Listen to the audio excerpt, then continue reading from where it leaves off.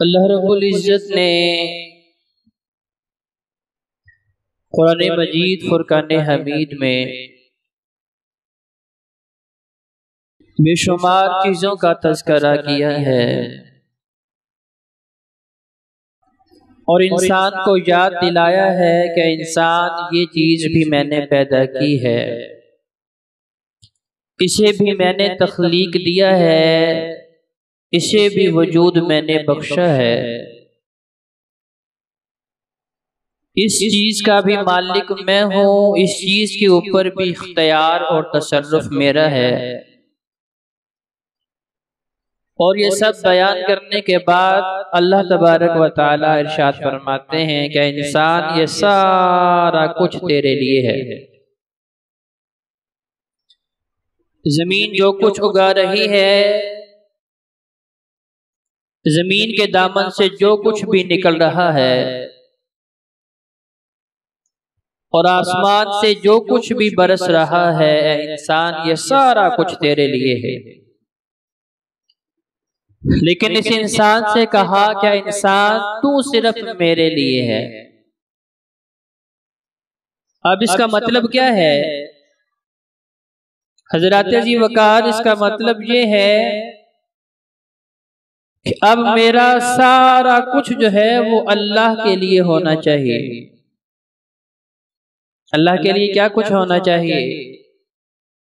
नबी करीम अलैहिस्सलाम ने इरशाद फरमाया, कुल इन्ना सलाती व नुसुकी व महयाया व ममाती लिल्लाहि रब्बिल आलमीन। मेरी नमाज, मेरी कुर्बानी, मेरा जीना और मेरा मरना, मेरी जिंदगी से मौत तक का सफर, सारा कुछ लिल्लाहि रब्बिल आलमीन, अल्लाह तबारक व तआला के लिए। यानी सादे लफ्जों में यूं समझिए कि एक मुसलमान का हर अमल अल्लाह तबारक व तआला के लिए है। एक मोमिन का हर अमल ऐसा नहीं है कि जिस तरह यहूदो नसारा ने इबादत को और दुनियावी मामलात को दो हिस्सों में तकसीम कर दिया। यहूदो नसारा ये समझते थे कि इबादत सिर्फ नमाज और रोजे का नाम है, बाकी जो दुनियावी मामलात हैं, जो लोगों के साथ हकूक़ फ़राइज़ और मामलात हैं, वो इबादत नहीं है। इसीलिए उन्होंने सियासत अपनी मर्जी की बना ली, मईशत अपनी मर्जी की बना ली, उसूल तिजारत अपनी मर्जी के बनाए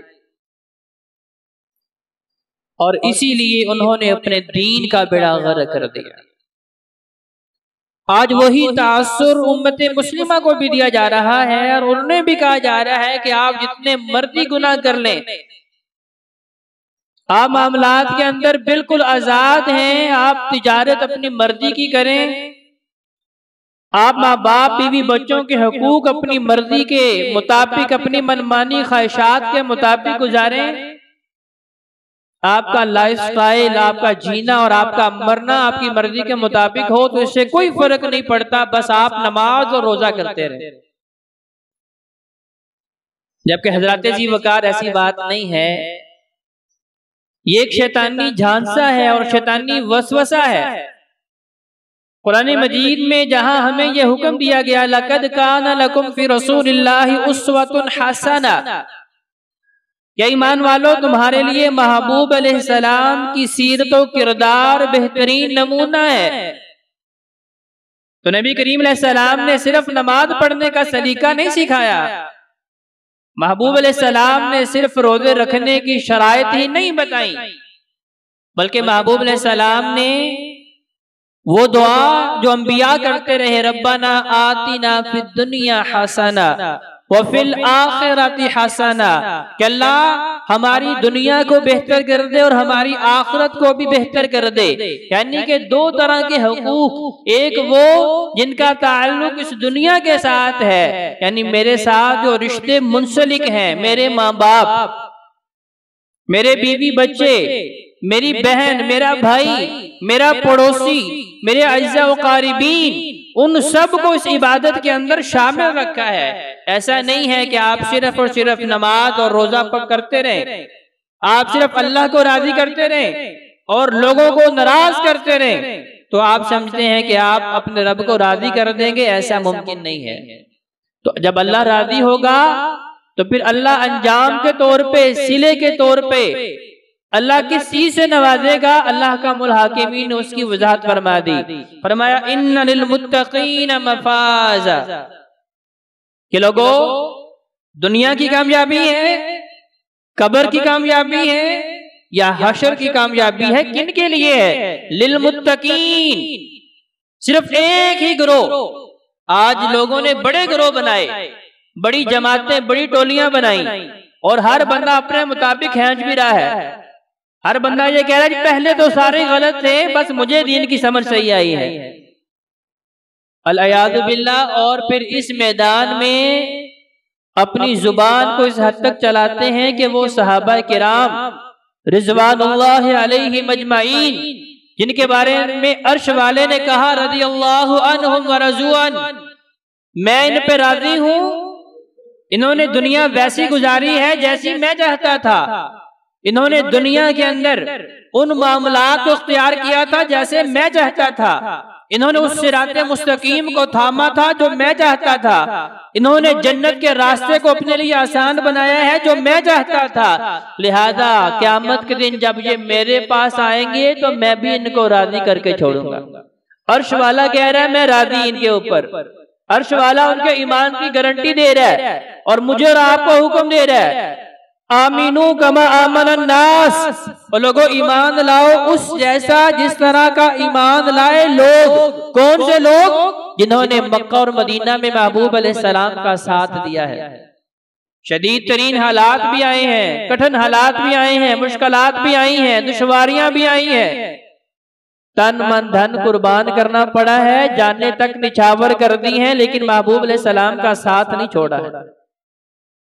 क्योंकि मोहब्बत का तकाजा क्या है कि जिससे मोहब्बत हो इंसान उसके साथ चिमटा रहे, मरते दम तक उसका साथ न छोड़े। और सबसे बड़ा मोहब्बत का तकाजा ये है कि जिससे मोहब्बत हो इंसान उसकी अदाओं से मोहब्बत करे। तो अल्लाह तबारक व तआला ने मुझे और आपको ये सलीका भी सिखाया है कि अगर तुम चाहते हो ईमान लेके आए तो फिर ईमान की कसवट्टी भी दे दी, ईमान का मयार भी दे दिया, तराजू भी दे दिया। फरमाया उस जैसा ईमान जो मेरे महबूब अलैहिस्सलाम के सहाबा लेके आए हैं, अगर वैसा ईमान लेके आओगे तो फिर ईमान कबूल होगा। लेकिन आज का मुसलमान ये कह रहा है कि मेरे पास तो बड़ा इल्म आ गया है, कुरान की जो समझ मुझे आई है वो सहाबा को भी नहीं आई। अस्तगफिरुल्लाह। हदीस की जो समझ मुझे आई है वो सहाबा को भी नहीं आई। तो कुरान और सुन्नत की अपनी मनमानी ख्वाहिशात के मुताबिक जो है तौजीहात करना और लोगों को किताब और सुन्नत से दूर करने के लिए नए नए फिरके बनाना, तो अल्लाह का मुल्हाकिमीन ने फरमाया इन्ना लिल मुत्तकीना मफाजा। जितने मर्जी लेबल लगा ले, जितनी मर्जी टोलियां बना ले, जितने मर्जी आप अपनी शनाख्त और अलग अलग जो है अपनी निशानियां इख्तियार कर ले, अल्लाह के यहाँ कामयाब कौन है? इन्ना मुत्तकीन मफाजा। अल्लाह के यहाँ कामयाब सिर्फ वो हैं जो मुत्तकीन हैं। तो सहाबा पूछते हैं अर्शुल्लाह मुत्तकीन कौन है? तो भाइयों महबूब अलैहिस्सलाम ने उसकी इतनी प्यारी सी और आसान सी निशानी बता दी। पर मैं मुत्तकी वो है जिसके पास तकवा है। सहाबा ने पूछा रसूलल्लाह तकवा क्या है? और मैं अत्तकवा हा होना युशीरु इला सदरिही। महबूब अलैहिस्सलाम अपने सीने अपने दिल की तरफ इशारा करके 3 मरतबा अलैहिस्सलाम ने फरमाया अत्तकवा हा होना। तकवा दिल के अंदर जो अल्लाह का खौफ है उसका नाम तकवा है।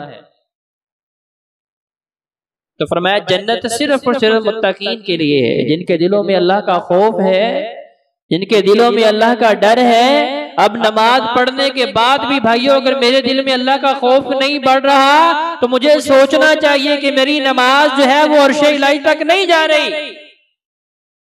अगर रोजा रखने के बावजूद भी मेरे दिल में अल्लाह का खौफ नहीं पैदा हो रहा तो फिर मुझे सोचना है कि ये भूख और प्यास, अल्लाह फरमाता है मुझे ऐसी भूख और प्यास की कतई जरूरत ही नहीं है जिसके बाद इंसान के अंदर तकवा पैदा नहीं हो रहा।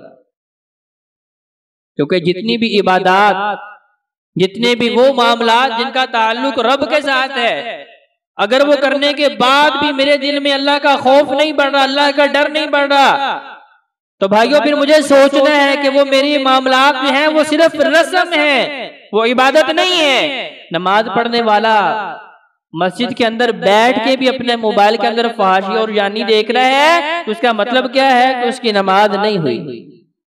और ये फतवे तो लगाते हैं कि जी फलां ने फलां तरीके से नमाज पढ़ी तो उसकी नहीं हुई, उसने उस तरीके से पढ़ी तो उसकी नहीं हुई। जो इमाम अबू हनीफा को मानने वाले उनकी नहीं होती, जो इमाम शाफी को मानने वाले उनकी नहीं होती, जो इमाम अहमद बिन हंबल के मानने वाले उनकी नहीं होती, जो इमाम मालिक के मानने वाले। भाइयों ये किसने कहा? कुरान ये कह रहा है कि नमाज फहाशियों और यानी से रोकती है। अगर मेरी नमाज मुझे बुराई से नहीं रोक रही, मेरी नमाज मुझे अपनी निगाहों की हिफाजत करना नहीं सिखा रही, मेरी नमाज अपनी जुबान की हिफाजत करना नहीं सिखा रही, मेरी नमाज जो है मेरे दिल में अल्लाह का खौफ पैदा नहीं कर रही, तो भाइयों इसका मतलब ये है कि वो सिर्फ रस्म है, मेरी वो नमाज अर्श इलाही तक नहीं जा रही। क्योंकि नमाज तो मोमिन की मेराज थी। मेराज में क्या हुआ था? महबूब अलैहिस्सलाम ने अल्लाह से तोहफे तहाइफ दिए भी, वसूल भी किए, बातचीत हुई, तोहफे तहाइफ का तबादला हुआ। अब मेराज में नबी करीम अलैहि सलाम अल्लाह के दरबार में पेश हुए। अब जरा अंदाजा लगाएं उस हालत में क्या नबी करीम अलैहि सलाम के जहन में कोई दुनियावी ख्याल आया होगा? मुमकिन नहीं है। क्योंकि हज़रत जी बता, जब इंसान अपने किसी महबूब से मुलाकात के लिए जाता है तो फिर जब तक उसकी तवज्जो पूरी की पूरी ना हो, उस तवज्जो मुलाकात का जो मकसद है वो फोत हो जाता है, वो खत्म हो जाता है। तो नमाज क्या है? ये भी मोमिन की मेराज है। अब अल्लाह के दरबार में नबी करीम अलैहि सलाम ने इरशाद फरमाया कि भाई सबसे अपर दर्जा ईमान का क्या है कि जब इंसान नमाज पढ़ रहा है तो उसके जहन के अंदर ये ख्याल हो कि मैं अल्लाह के दरबार में हाजिर हूँ। अब उसे इस बात से फर्क नहीं पड़ता कि मेरा बाप मुझे देख रहा है कि नहीं देख रहा, मेरा मोहल्लेदार मुझे देख रहा है कि नहीं देख रहा, लोगों में मेरी वाह वाह बल्ले बल्ले हो रही है कि नहीं हो रही। नहीं, अगर चाहते हैं ईमान 100% आपके अंदर हो और ये इबादत 100% अल्लाह के दरबार में पहुंचे और आपको कामयाबियों कामरानी से नवाजे, तो फरमाया फिर सबसे ऊपर दर्जे का ईमान ये है आपके जहन के अंदर ये तसव्वुर आए नमाज पढ़ते वक्त कि मैं अपने रब को देख रहा हूँ।